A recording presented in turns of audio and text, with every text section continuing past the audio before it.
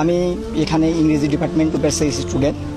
তো আমাদের চেয়েছিলাম অধিকার, হয়ে গেলাম রাজাকার। আবু সাইদ ভাই রংপুর বিশ্ববিদ্যালয়ের একজন শিক্ষার্থী।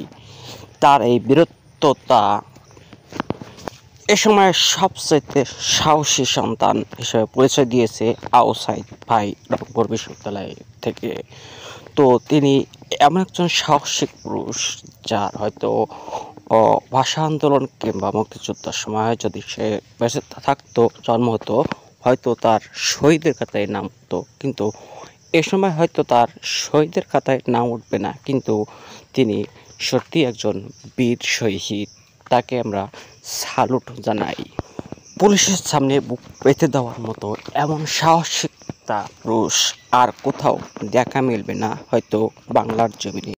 কোটা আন্দোলনে ফার্স্ট শহীদ সাইদ খোকন ভাই, আপনাকে আদাব সালাম।